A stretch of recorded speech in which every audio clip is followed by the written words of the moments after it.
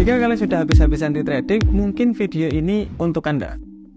Modal kita habis di trading atau semua modal itu hilang di trading. Bahkan ada yang jual rumah, jual tanah, sertifikat rumah digadein dan lain-lain. Kemudian habis uangnya dan dia bingung sekarang. Itu sebenarnya masalahnya hanya ada satu. Anda ingin untung besar ketika modal Anda itu kecil. Itu aja masalahnya. Karena kalau modal Anda besar, resikonya itu kecil banget, 0,01% mungkin. Itu kita trading nyaman banget. Walaupun nggak pakai stop loss, debit, open dan lain-lain, itu nyaman karena resikonya itu kecil banget dan kemungkinan gagal di trading sangat-sangatlah kecil. Oke, kita bakalan bahas yang pertama, kenapa uang itu habis di trading.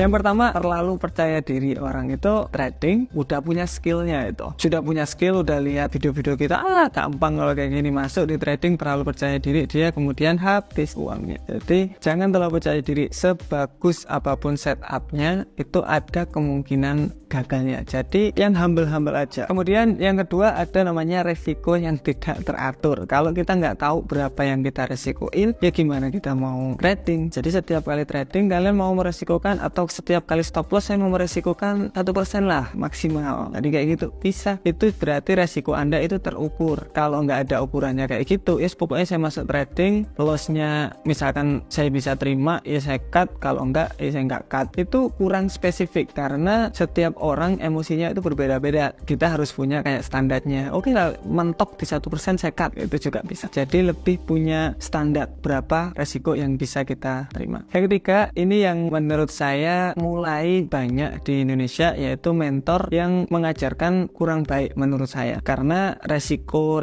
gede kayak gitu, tidak semua profil keuangan orang, tiap orang itu sama. Contoh, ada mentor yang mengajarkan full margin. Oke, uang 10 juta kita gambling di market, kalau dapat ya 200 juta, kalau nggak dapat 10 jutanya hilang. Iya, menurut mereka mungkin 10 juta kecil, tapi menurut sebagian orang 10 juta itu gede banget dan perlu ngumpulin beberapa tahun atau beberapa bulan untuk mendapatkan 10 juta itu. Dari mentor-mentor yang seperti itu, menurut saya ekspektasi di trading itu semakin tinggi dan semakin banyak penipuan di sana. Ya gara-gara kayak gitu. Kita lanjut ke keempat dulu. Yang keempat, ada namanya over trading. Kalian sudah ngatur resikonya tuh. Oke, saya per trading 1% atau 0,5% per trading. Kemudian kalian trading sehari 20 kali, ya sama aja. Karena katakanlah 1% dikali 20 kali trading, berarti 20%. Hari itu 20% kalian trading. Jadi itu terlalu resiko juga, habis modal kalian. Mending punya sebuah sistem yang detail. Resikonya 1% per hari, itu saya maksimal trading 2 kali. Punya sistem yang seperti itu. Yang kelima, itu tidak disiplin. Kalian sudah punya plan, resikonya segini, per trading saya pengen segini, tetapi apa? Gara-gara mungkin lihat di sosial media pakai lot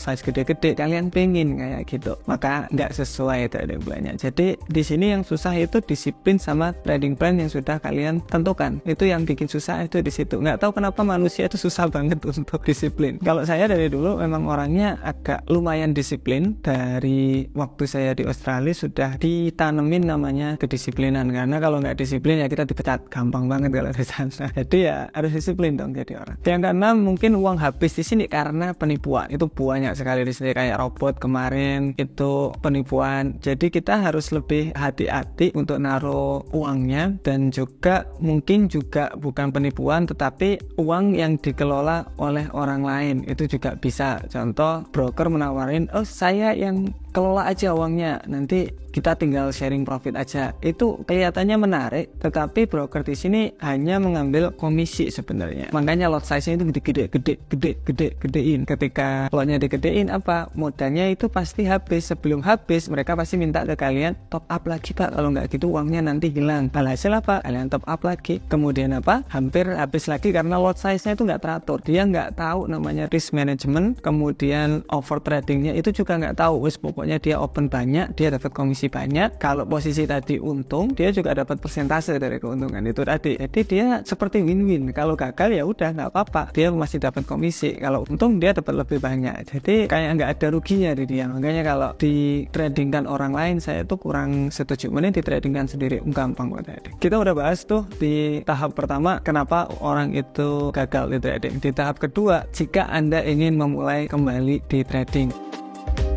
Ini tips yang biasanya saya lakukan dulu ketika saya gagal banyak banget di trading. Pertama, saya evaluasi dulu trading saya itu seperti apa. Saya lihat trading ke belakang, oh resiko saya terlalu gede, saya kecilin resikonya. Jadi saya lihat-lihat ke belakang, technical analysis sudah bagus kok sebenarnya, tapi jeleknya saya untung.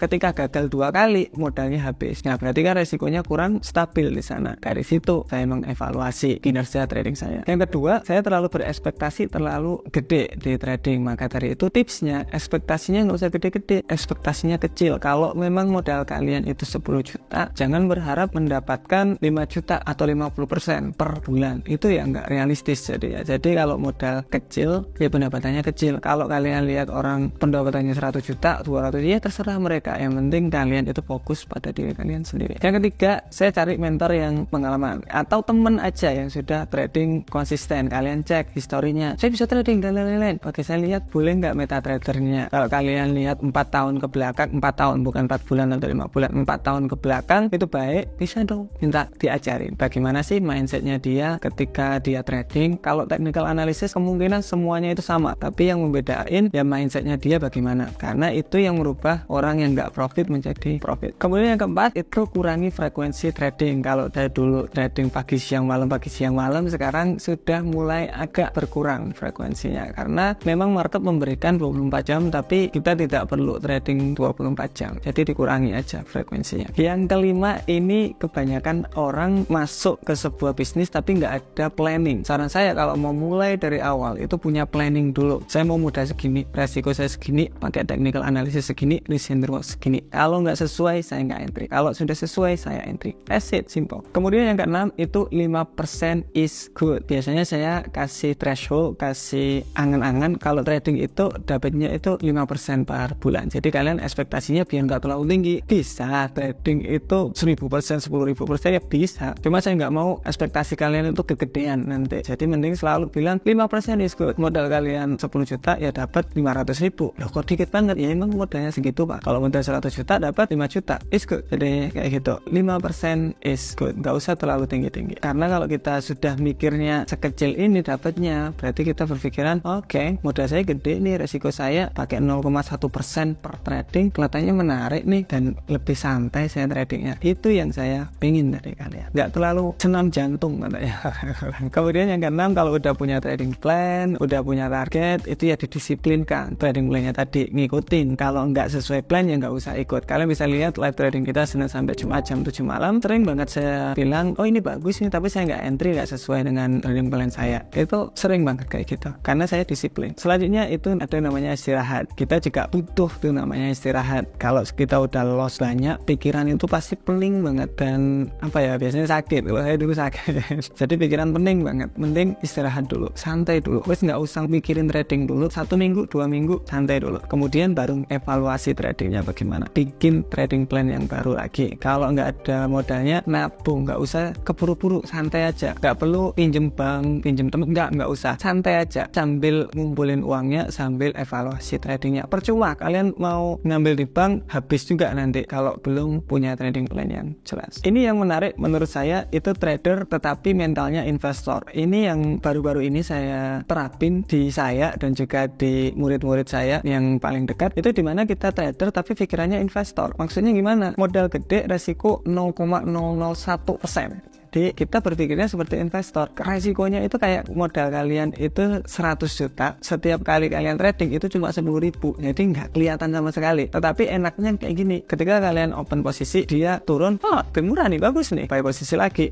lagi, bisa. Karena resikonya tuh kecil banget. Ada yang kemarin waktu kita webinar, itu beliau 200 open posisi. Bayangin 200 open posisi, gila banget ini orang ini. Saya bilang, gila banget Bapak. Tetapi ketika saya lihat resikonya 200 open posisi ini kelihatannya banyak, tapi sebenarnya kayak gini mekanismenya, katanya kayak gitu. Resiko 1% tadi saya pecah menjadi 200 posisi. 1% dipecah jadi 200 posisi. Saya bilang, oh bisa ya kayak gitu. Ya bisa Pak, selama modalnya gede. Jadi kita tradingnya itu seperti investor, dapat uang bagus kita beli, tak turun lagi, beli lagi kayak gitu.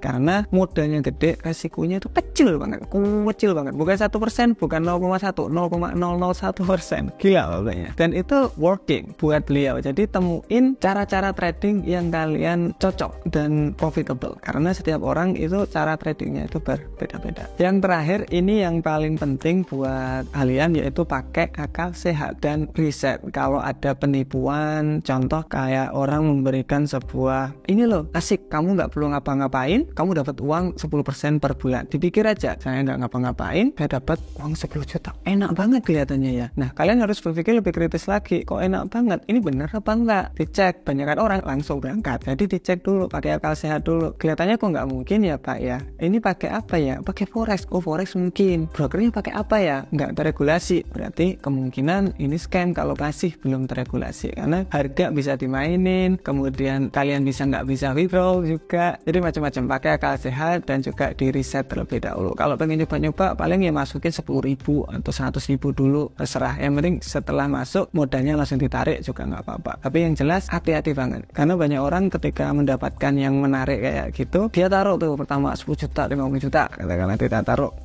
nah tiap bulan dapat segini, langsung dia jual semuanya, sawan, dijual, masukin ke situ semua, padahal dia nggak riset dulu brokernya gimana, alhasil apa? Nggak bisa di withdraw dan hilang semuanya. Jadi hati-hati, kita ada live trading setiap saat, kita ada nomor WA admin, kita ada Discord, ada email juga. Kalian bisa kontak kita untuk tanya-tanya, apalagi ada live trading itu bisa ngecat aja, saya ditawarin seperti ini, menurut Mas Tama bagaimana. Jadi kita bisa diskusi di sana supaya nggak ada lagi yang penipuan-penipuan kayak gitu ke depan. That's it for today. Semoga video ini bermanfaat. See you next video. Bye bye.